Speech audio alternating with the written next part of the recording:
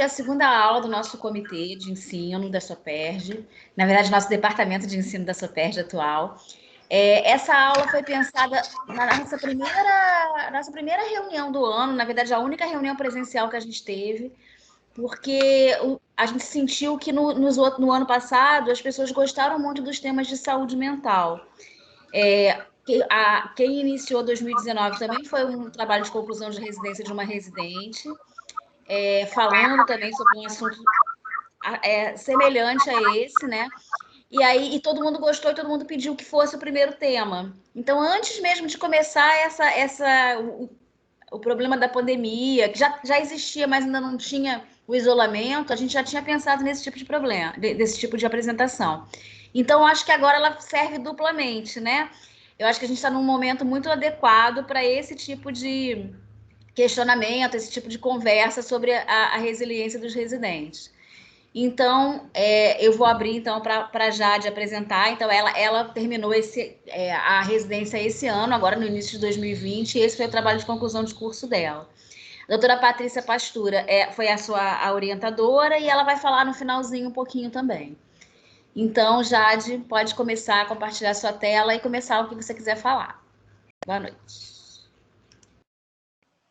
Boa noite a todas e todos. Vou abrir aqui a apresentação para vocês.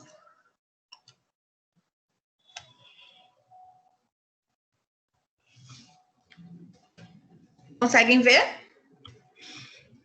Sim, consigo ver.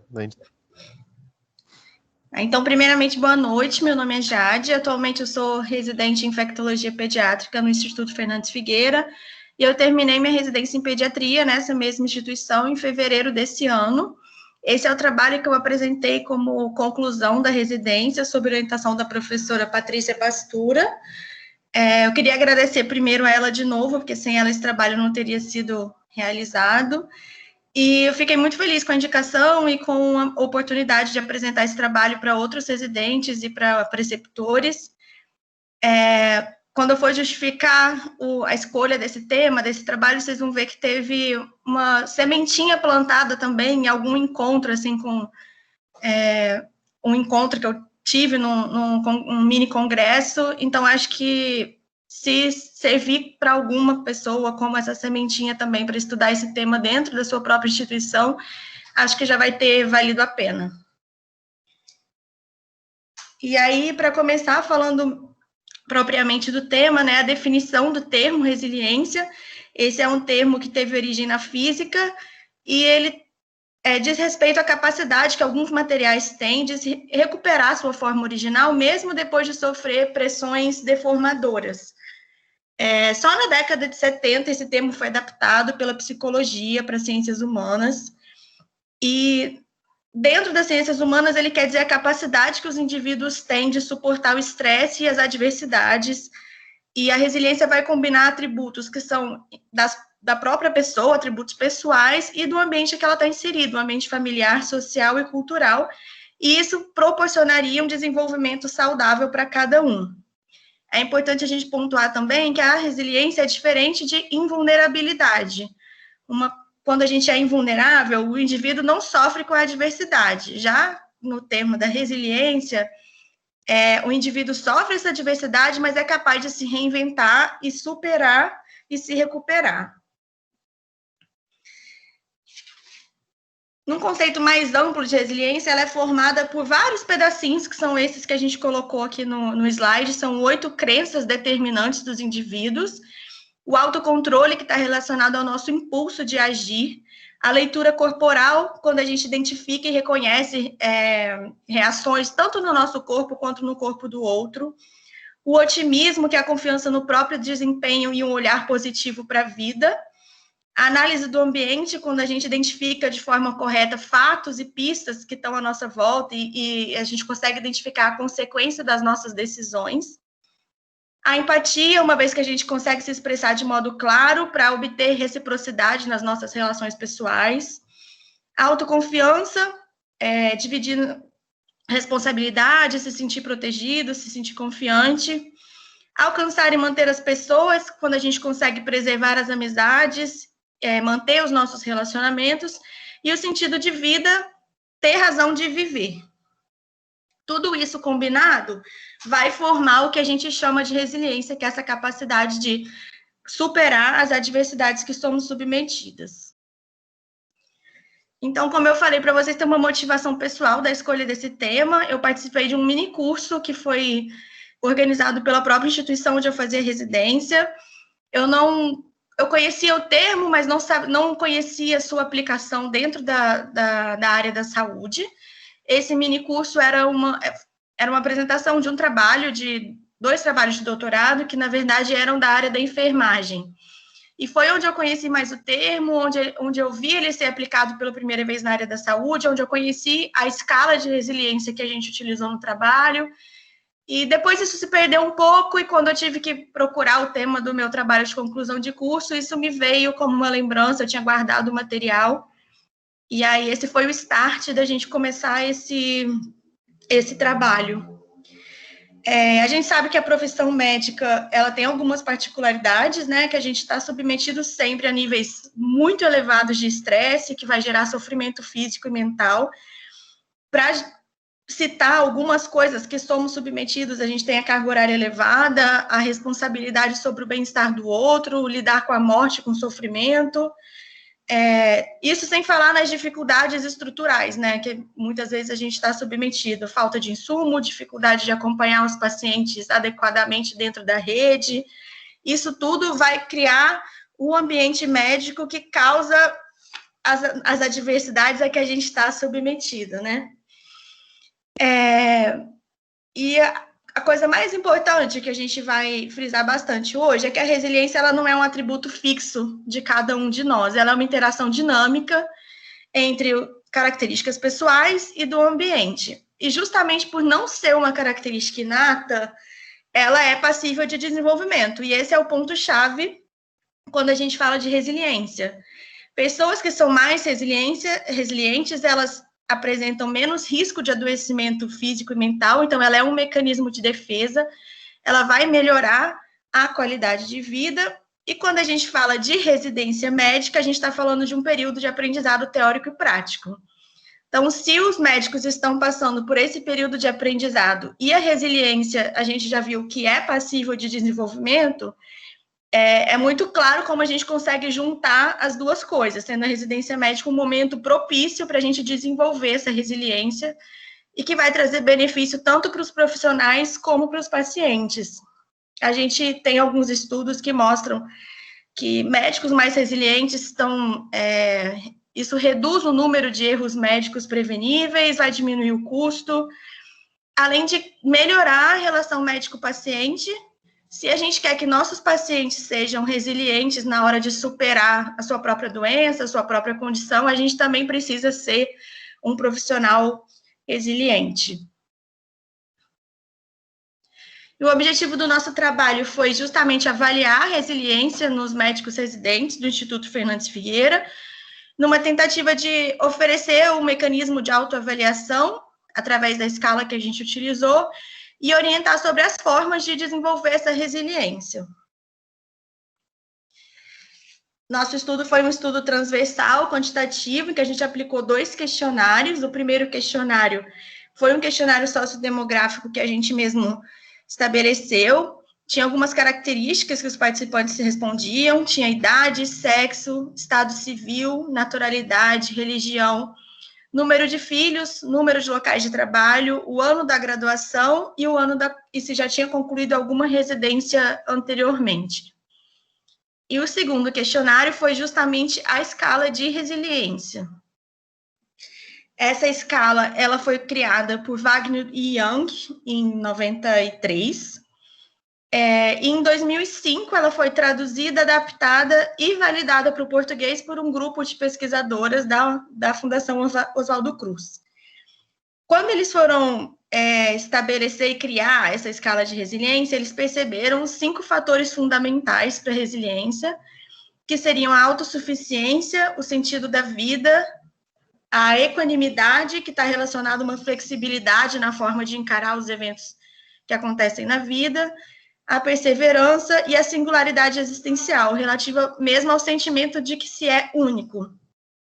Com base nisso, eles criaram algumas afirmativas que tinham a ver com esses 5 fatores fundamentais e que foram utilizados para criar a escala, que são essas 25 afirmativas, com respostas no estilo Likert, variando de 1, quando discorda totalmente, a 7, concordo totalmente.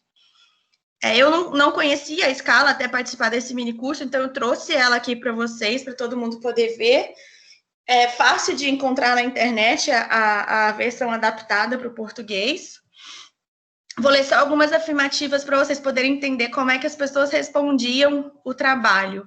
Quando eu faço planos, eu levo eles até o fim. E aí o participante assinalava nessa graduação de 1, discordo totalmente, a 7, concordo totalmente. E cada uma dessas afirmativas vai passar dentro daqueles 5 fatores fundamentais. Algumas outras, eu posso estar por minha conta se eu precisar, eu costumo aceitar as coisas sem muita preocupação. Eu sinto que posso lidar com várias coisas ao mesmo tempo, eu sou determinado, eu posso enfrentar tempos difíceis porque eu já experimentei dificuldades antes, eu mantenho interesse nas coisas, eu normalmente posso achar motivos para rir. E aqui é a parte final, minha crença em mim mesmo me leva a atravessar tempos difíceis, às vezes eu me obrigo a fazer coisas querendo ou não, minha vida tem sentido, eu tenho energia suficiente para fazer o que eu tenho que fazer, e tudo bem se há pessoas que não gostam de mim. Então, essa foi a escala de resiliência apresentada, foi apresentada nesse formato, e os participantes iam respondendo nessa escala de 1 a 7. Dentro dessa escala, então, os resultados podem variar de 25, a nota mínima, a 175, que é a nota máxima, e a graduação que eles utilizaram na criação da escala são pontuações abaixo de 125, indicando uma fraca resiliência, pontuações entre 125 e 145, uma média resiliência, e acima de 145, uma forte resiliência. Depois de responder os 2 questionários, depois que eles eram recolhidos, cada participante recebeu uma folha-resposta com essa graduação para poder fazer uma análise pessoal do seu próprio desempenho. E também a gente colocou algumas orientações para o desenvolvimento, treinamento da resiliência, deixamos uma bibliografia relacionada com o tema, além de deixar nosso contato disponível, caso quisesse desenvolver mais alguma coisa. Então, participaram do nosso estudo os médicos residentes que ingressaram no Instituto Fernandes Figueiredo em 2018 e que, então, estavam cursando o 2º ano do programa de residência em que eles estavam matriculados. Somente a gente excluiu apenas os residentes de 2018 que estavam em período de licença, além de mim mesma. Essa é a tabelinha de como os médicos residentes estavam distribuídos, né, no Instituto.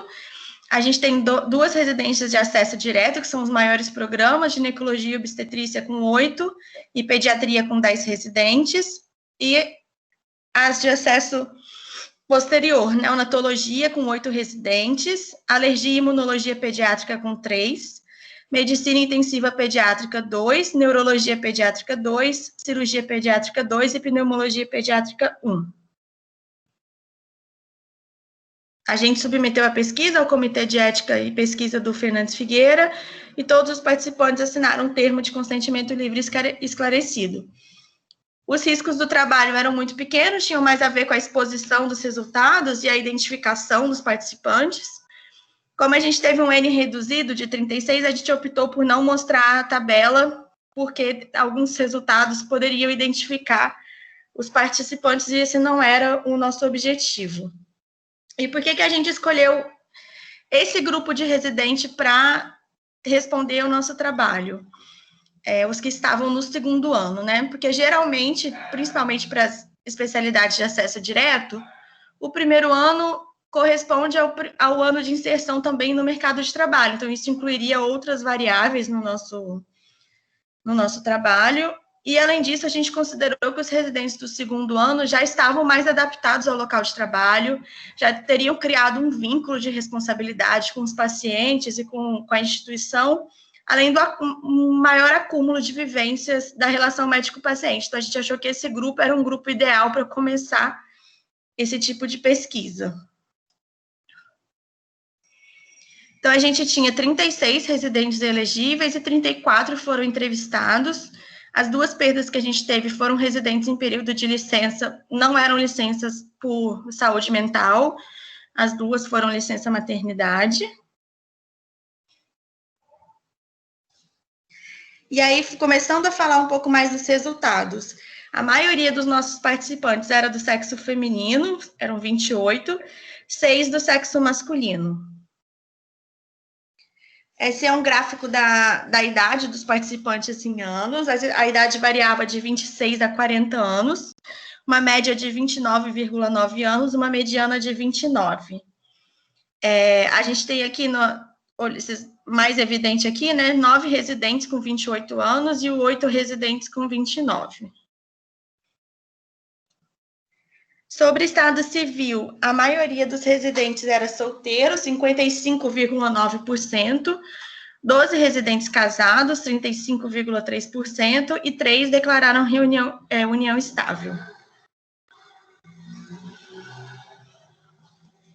Sobre a religião, a metade dos participantes se declarou católica.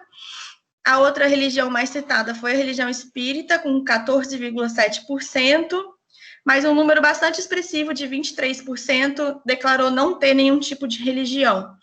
Algumas outras religiões citadas foram a messiânica, agnóstico, adventista do sétimo dia, e uma pessoa se declarou com 2 religiões, católica e espírita. A gente também perguntou sobre renda familiar. A maioria dos participantes tinha renda familiar acima de R$6 mil, 25 participantes. 5 participantes com renda entre 4.500 e 6 mil, 3 participantes com renda entre 3 mil e 4.500 e 1 participante com renda inferior a R$3 mil.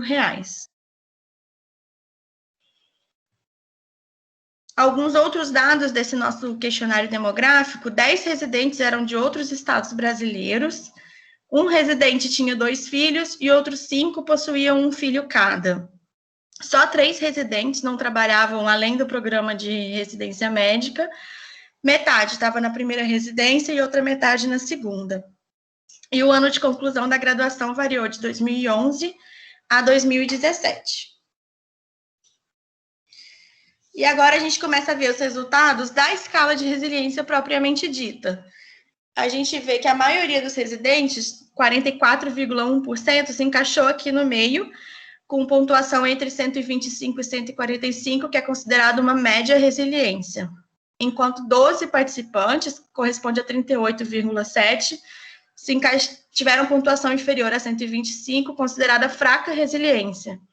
E só 7 residentes tiveram pontuação acima de 145, a forte resiliência, que correspondia a 17,2%. Os resultados da escala variaram de 98 a 162, que foi a pontuação máxima, e a média geral dos residentes foi de 129,5. E se a gente colocar aqui no gráfico, vai ser considerado uma média resiliência. Os participantes do sexo masculino tiveram uma média de 129,8 e do sexo feminino 130,6. Entre os participantes com 30 anos ou mais, a média foi um pouquinho acima, de 134,9, e entre os menores de 30 anos, 128,8. Dividindo pelas especialidades, como o nosso N era pequeno, a gente dividiu pediatria, ginecologia e obstetrícia e as outras especialidades, que ficava um número mais parecido. Na pediatria, a média foi de 117,8, na ginecologia e obstetrícia, a média de 124,6, e nas outras especialidades de 135,7.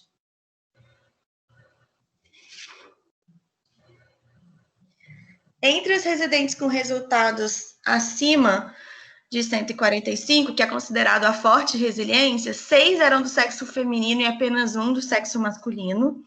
Somente 2 eram solteiros, nenhum desses participantes tinha filhos, somente 1 participante desse grupo não tinha religião, e a média de idade foi de 30,2, com a mediana de 30 anos. No extremo oposto, os 12 residentes que tiveram resultado de fraca resiliência, menor do que 125, 10 eram do sexo feminino e 2 do sexo masculino, 8 solteiros, 2 tinham filhos, somente 3 não tinham religião, e a média de idade foi de 30,9 e a mediana de 29.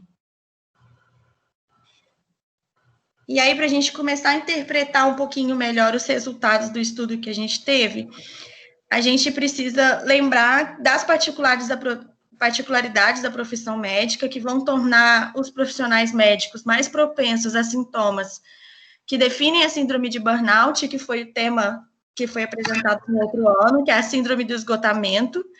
Então, essa população está mais submetida apresenta mais riscos da síndrome de burnout do que da população em geral. O esgotamento desses profissionais vai acarretar um aumento no número de erros médicos preveníveis, na queda da qualidade do cuidado, do aumento dos custos. Então, a gente pode pensar que isso é um problema coletivo e que vai exigir medidas de intervenção coletivas, institucionais e sistemáticas. Em 2017, teve um estudo com médicos residentes de pediatria do Instituto Fernandes Figueira, que também foi um trabalho da Patrícia, que 87% dos residentes de pediatria apresentavam critérios para o burnout, que é um número extremamente alto e alarmante. A gente só encontrou um único estudo envolvendo médicos residentes no Brasil e a resiliência. Foi um estudo realizado no Hospital Universitário de São Paulo, com 121 médicos residentes, e também mostraram baixos índices de burnout, estavam relacionados a uma alta resiliência. Esse estudo usou uma escala diferente da escala que a gente utilizou, mas se a gente fosse mas ele também graduava em fraca, média ou forte, e se a gente fosse comparar nossos estudos, no estudo de São Paulo, nenhum residente apresentou média abaixo de 130, considerada fraca resiliência, enquanto nós apresentamos 50%. Na média resiliência, a gente também tinha um número um pouquinho maior, de 44,1%, mas nos resultados de forte resiliência, considerados acima de 160, a gente só teria 5,9%, e o estudo de São Paulo, 63,6%, que foi um estudo maior do que o nosso. Falando um pouquinho das limitações do nosso estudo, a gente tem o viés de aquiescência, que é basicamente da própria escala, que quando a gente apresenta a escala, a gente não é tão difícil a gente saber quais são as respostas mais desejáveis ou mais aceitáveis. A gente também não conseguiu relacionar os resultados da escala de resiliência com outros fatores determinantes da saúde mental e da personalidade, por uma questão também de tempo que a gente tinha para realizar o trabalho, além do tamanho da nossa amostra, que era um tamanho pequeno, e algumas limitações da própria escala, de interpretação de cada um dos itens. A escala Likert, que como ela é graduada de 1 a 7, ela te dá a opção de ficar mais neutro em cada uma das questões. E a gente também não conseguiu considerar que alguns residentes que eram mais ansiosos ou tinham sintomas de depressão tenderiam a pontuar menos na escala, né? Eles poderiam fazer uma análise muito crítica de si mesmo num questionário que é auto-aplicado. Da nossa escala, a gente ressaltou um item, que foi o item 11, que a gente teve... rapidamente a gente observou esse padrão de resposta. O item é: eu raramente penso sobre o objetivo das coisas, em que 44% assinalaram 1, discordo totalmente, e 23% assinalaram 2.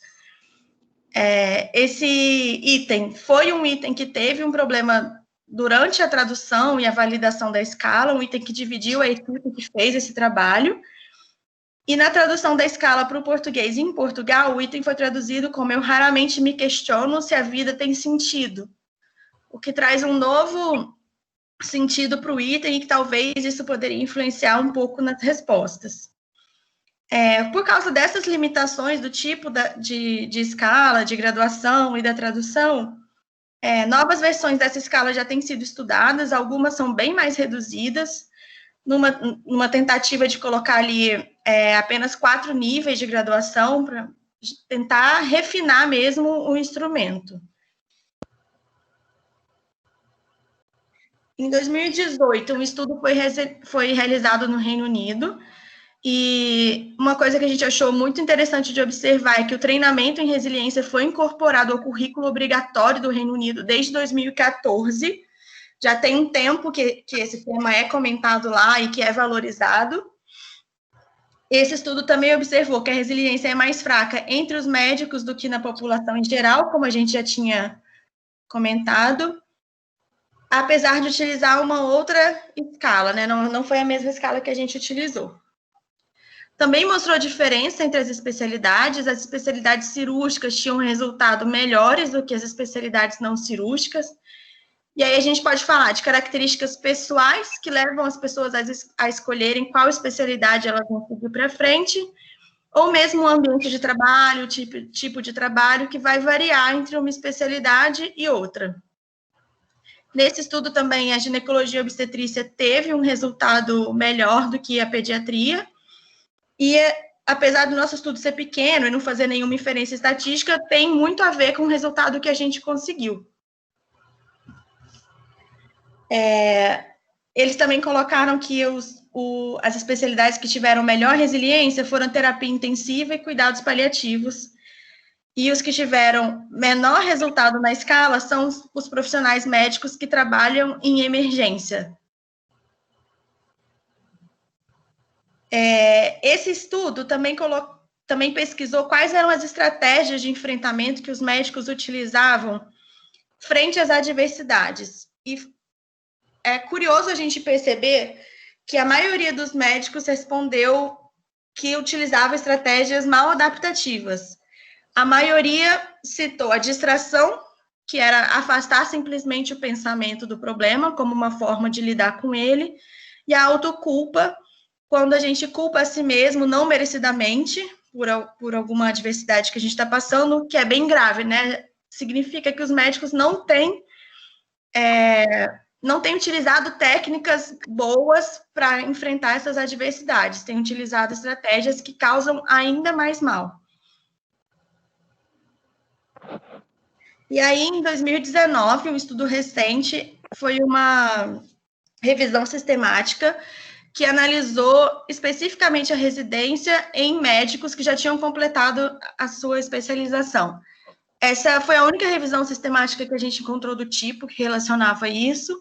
São 9 estudos exclusivos com profissionais médicos. Os estudos eram de 98 a 2016.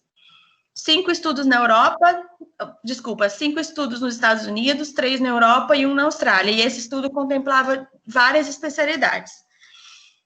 E esse estudo, essa revisão, mostrava o que cada estudo tinha implementado de estratégia para a construção e desenvolvimento da resiliência e diminuição do estresse e do burnout. Das estratégias de intervenção que foram citadas, a gente colocou algumas aqui: o treinamento online, o aconselhamento comportamental, técnicas de relaxamento e de meditação guiada e os grupos de pares. Muitos utilizavam o treinamento online ou mesmo treinamento presencial, geralmente individual ou com 2 ou um grupo pequeno de pessoas. A maioria dos estudos utilizou encontros semanais, que variavam ali de 30 até 90 minutos, com compartilhamento de experiências,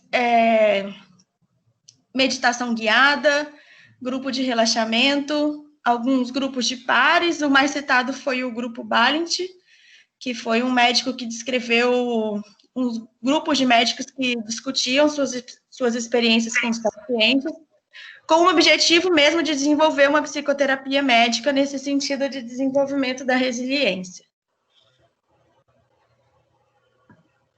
E o estudo canadense, que foi publicado dias antes da gente apresentar o trabalho de conclusão de curso, em fevereiro desse ano, Eles observaram uma prevalência da síndrome de burnout em 48% de médicos residentes de psiquiatria de um hospital no Canadá.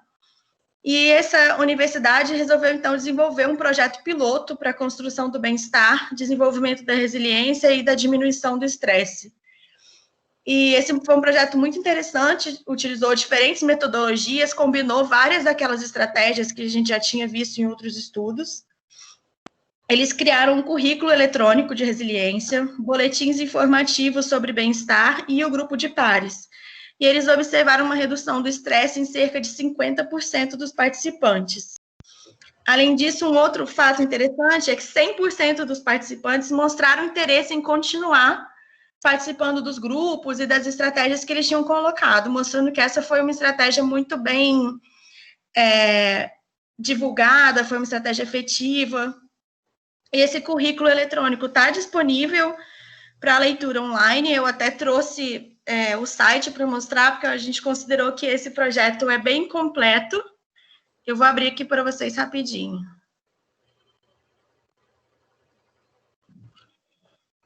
Então, esse é o site da universidade. Ele é bem fácil de navegar, ele é aberto para todo mundo.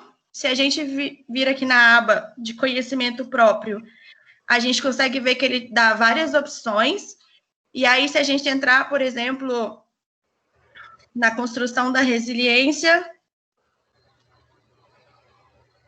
e aqui ele mostra, tem alguns exercícios que você pode fazer, está em inglês, né? E eu tenho alguns exercícios que você pode responder, várias informações sobre o que é resiliência, sua construção, como reconhecer o burnout. Ele também traz várias, são crônicas, casos, exercícios. Você pode observar os sintomas do burnout, também é autoexplicativo. E aqui na outra aba a gente consegue ver que eles utilizaram as estratégias que envolviam arte, narrativas, considerações de gênero dentro da medicina, maneiras de aumentar a resiliência e até o impacto da profissão médica nos nossos pares que não são médicos, né? Até isso eles conseguiram introduzir no trabalho. Então, é um trabalho bem interessante que a gente considerou muito importante de ser citado.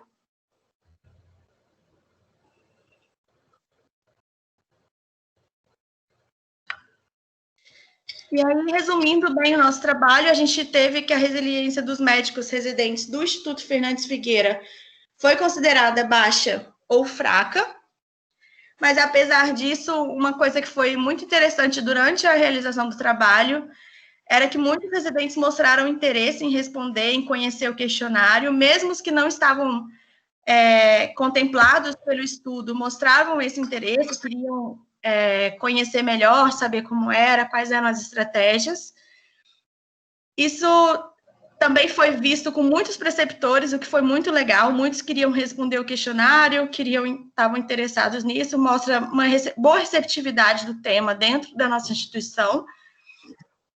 É claro que, sendo a resiliência passível de desenvolvimento, ela está em constante mudança, então, se a gente aplicar esse mesmo questionário hoje, ainda mais considerando que a gente está passando por esse momento de pandemia, com certeza a gente teria resultados diferentes. Então, é interessante que a gente tenha um estudo longitudinal para observar a resiliência, já que ela está sempre em desenvolvimento, e a divulgação do currículo online que a gente acabou de fazer.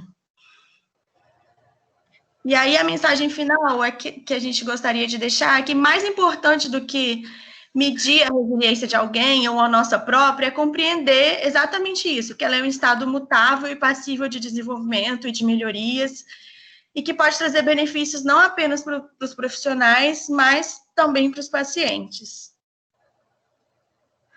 Eu deixei meu contato aqui, se alguém tiver mais interesse em conhecer o trabalho ou alguma bibliografia, pode mandar um e-mail para entrar em contato com a gente. E espero que vocês tenham gostado.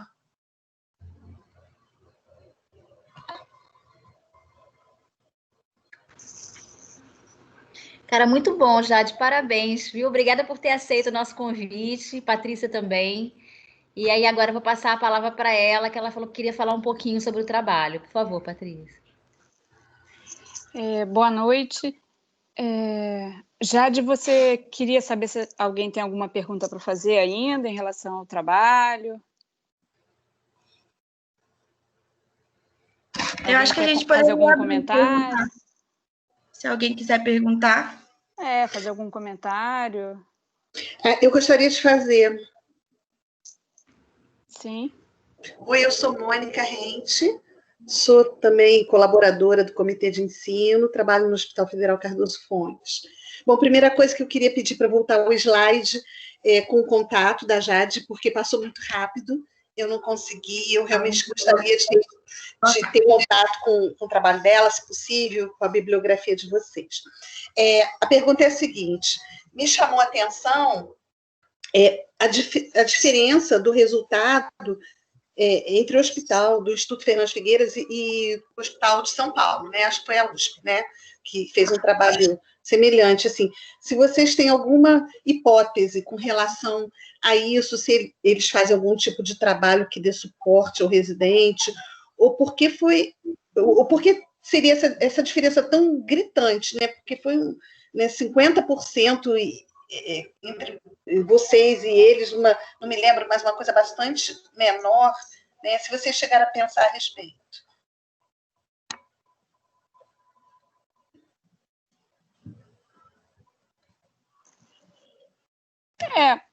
A gente observou que, primeiro, a metodologia que eles usaram foi um pouco diferente, né? Então,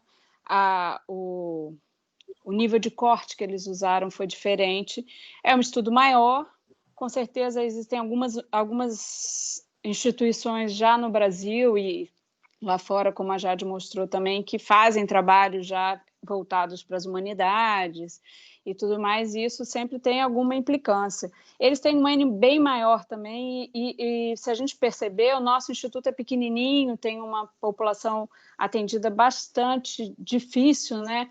Então, como a Jade falou, de repente a gente tinha muitos pediatras, né? E a gente tem, não sei se é o perfil do profissional que acaba, né, que escolhe a pediatria porque tem uma sensibilidade diferenciada, e também tem essa questão de que muitos de nós, como ela também apresentou, né, no trabalho, que é o que eu vou falar um pouquinho, no trabalho anterior que a gente fez sobre o burnout, a nossa prevalência de burnout é muito alta, e a gente acompanha esses meninos lá no hospital, né, os residentes, desculpa, e a gente vê que a pessoa que ela tem essa característica mais para dentro, ou está mais deprimida, ou não está se sentindo bem, ela se julga pior também, que foi o que a Jade comentou também, né? Então, ela se julga pior na hora de responder esse questionário. Eu, por exemplo, respondi o questionário sem estar, né, como incluída no estudo, e a própria pergunta que ela destacou é uma pergunta difícil de você responder, né? Tem uma pergunta com dupla negativa sobre sentido de vida, se você se questiona ou não se questiona, e quanto mais a gente pensa sobre sentido de vida, mais a gente está sensibilizado, mais a gente tende a responder a resposta que dá errado, né? Que faz uma soma negativa. Então, tem alguns vieses, e é interessante como a Jade apresentou isso, né? De forma a dizer que menos importa, na verdade, a métrica, né? Mais o resultado que a gente teve. O mais legal, eu acho que é trazer aqui a possibilidade da gente trabalhar o assunto, né? Da gente pensar que a medicina é difícil, a residência dentro da medicina é difícil, e que a gente tem que estar forte, que a gente tem que buscar os caminhos, né? Que isso é trabalhável e que tem gente que está do nosso lado, né? Então sempre tem uma Jade lá do lado, tem um preceptor também, tem um grupo, né, aqui na sociedade. A gente está pensando em que a medicina não é só uma questão da ciência pura, né? A gente tem que mexer um pouquinho com as humanidades. Você falou uma coisa bastante interessante aí, né? Eu li o trabalho de vocês, o trabalho anterior sobre burnout, que vocês pegaram, acho que o resultado foi em torno de 80 e poucos %, 87%. Né? Enquanto a literatura mundial diz alguma coisa em torno de 60%, vocês estiveram um pouquinho acima, e a gente sabe que Figueiras é um hospital, assim, que ele tem certas particularidades, né, em termos assim de patologias, de pacientes crônicos. Então a gente também, assim, você falou uma coisa certa da gente pensar que realmente o cenário de prática pode realmente interferir em todas essas questões, né, não só do burnout, mas também da resiliência, a maneira como a pessoa encara, né, os desafios. Realmente pode ter sido isso também, porque mesmo o N de vocês tendo sido tão pequeno em comparação aos outros trabalhos, né, vocês têm uma amostra que, né, a gente esperaria, né, eu já apliquei o questionário de burnout no meu hospital, por exemplo. Eu sou coordenadora da Coreme, então eu fiz isso com os residentes de todas as especialidades. Não foi nem para estudo de publicação, foi até para um diagnóstico e a gente trabalhar em termos de saúde mental, por isso a gente fez. E assim, a gente ficou mais ou menos de acordo com a literatura mundial, quer dizer, mas o cenário de prática é completamente diferente. Então, realmente, você falou, é uma coisa certa, o cenário de vocês realmente pode ter criado um viés, né, no resultado, mas assim, o mais importante é a gente estar atento e despertar para essa questão e tentar sensibilizar e trabalhar cada vez mais, né, no sentido de ajudar os residentes, né, a saúde mental dos residentes. É isso. Obrigada.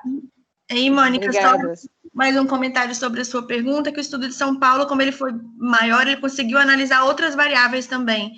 Eles aplicaram outros questionários, aplicaram um questionário de burnout, tiveram entrevista, não foi puramente só o questionário da resiliência, né? Eles tiveram um trabalho bem maior, bem mais amplo, e conseguiram relacionar características da personalidade do residente com cada um dos resultados. É um trabalho bem legal também. Tá joia. Obrigada, parabéns. Obrigada. Adorei seu trabalho, adorei. Então, bom, eu já conversei um pouquinho com vocês, mas acabou que eu não me apresentei. Então, sou a Patrícia, sou staff lá no Fernandes Figueira, orientei o trabalho da Jade, e queria dar umas 2 palavrinhas ainda em relação a isso. A gente ainda tem um tempinho. A primeira coisa que eu preciso falar é parabenizar a Jade pelo trabalho dela, pela apresentação, pela motivação, né? Interessante isso. A Jade é que me procurou, ela que teve essa vontade de trabalhar isso. Quer dizer, na verdade, isso fala, né? O trabalho que a gente desempenha dessa forma fala de si, né? Ela está falando dela mesma. E isso é bem interessante, eu acho que é um exemplo, né? Ela continua sendo residente nossa lá no Instituto, então, para vocês, todos os residentes, eu acho que é um exemplo de como um trabalho de conclusão de curso pode não ser uma coisa tão burocrática e tão chata ou tão trabalhosa, mas pode ser alguma coisa que fale sobre a gente mesmo, né?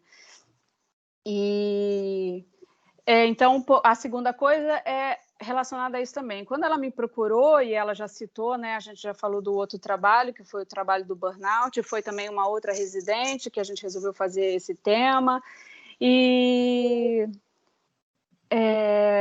essa já é, na verdade, a 3ª vez que a gente está aqui apresentando isso. O que chama atenção, não só a frequência da positividade, né? Quando a gente apresenta os dados do esgotamento, a gente sabe que isso vai implicar no cuidado com os pacientes, né? E que isso e que a gente teve dados maiores, mas que não são só dos residentes, não é só da profissão médica, mas principalmente na profissão médica. Então, a gente tem trabalhos do CFM, né?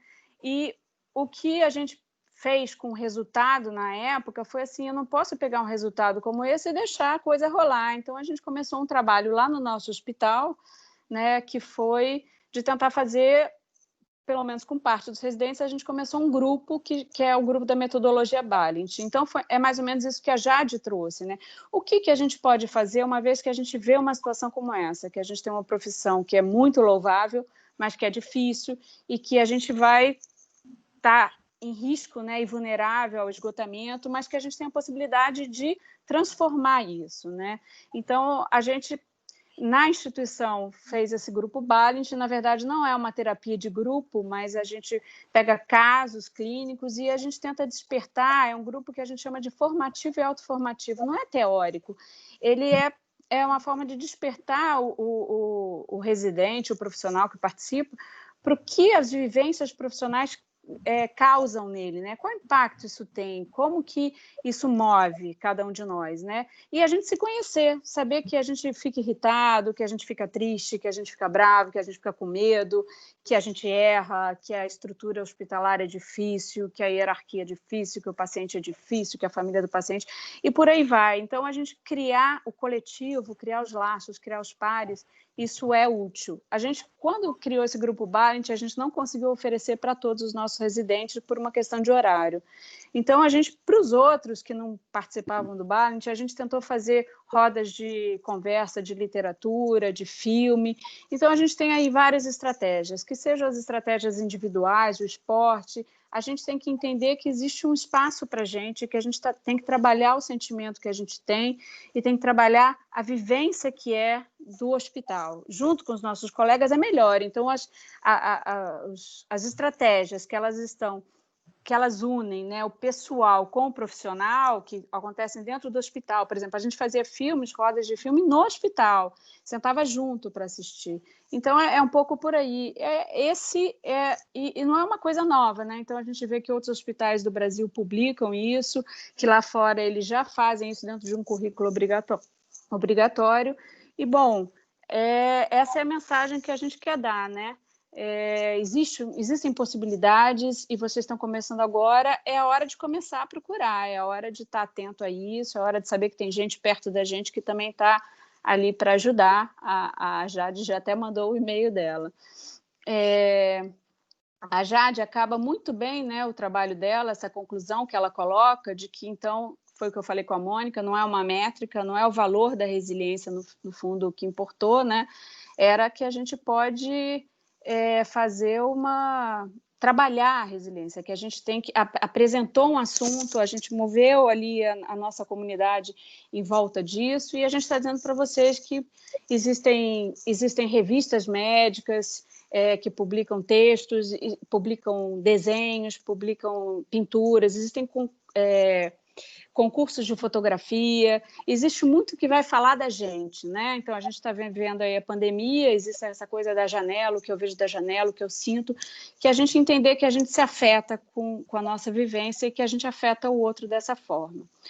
Mas a conclusão que eu queria deixar aqui para vocês, para encerrar essa apresentação da Jade bastante... assim, completa, né? Eu acho que o que eu queria trazer para ela não é a conclusão dela em si. O que eu queria trazer é a epígrafe do trabalho de conclusão de curso da Jade. Eu não sei se todos vocês fizeram monografia já, TCC, na faculdade, mas a epígrafe ela é opcional. Você bota no seu trabalho de conclusão, no seu trabalho científico, que normalmente é um texto literário, alguma coisa que diz sobre o seu trabalho e diz sobre você. Então, eu queria terminar com isso, com a literatura, para dizer para a gente sobre o resgate das humanidades. Essa é a epígrafe que a Jade escolheu, tá? Eu vou ler. Jade, você tem para mostrar aí, não? Não, deixa eu ver, peraí. Que eles podiam acompanhar com a gente. Vou tentar colocar, peraí. Não estava combinado, tá vendo? Né? Mas foi tão bonito, assim, eu acho que é uma coisa que tem que ficar, que é sobre a Jade, é sobre os residentes, é sobre nós todos, né?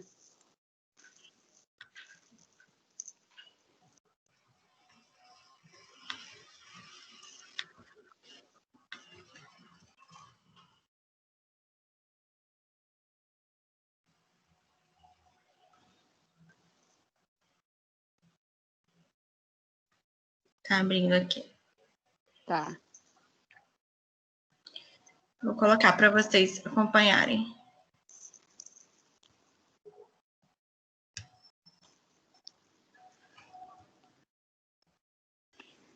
Acho que dá para ver, né? Sim, dá para ver sim, tá sim. Aninha das Pedras. Não te deixes destruir, ajuntando novas pedras e construindo novos poemas. Recria tua vida sempre, sempre. Remove pedras e planta roseiras. E faz doces. Recomeça. Faz de tua vida mesquinha um poema. E viverás no coração dos jovens e na memória das gerações que hão de vir. Esta fonte é para uso de todos os sedentos. Toma a tua parte. Venha a estas páginas e não entraves seu uso aos que têm sede. Cora Coralina. Obrigada, eu acho que é isso. Estamos à disposição lá no Figueiras, quem quiser também trocar experiências com a gente.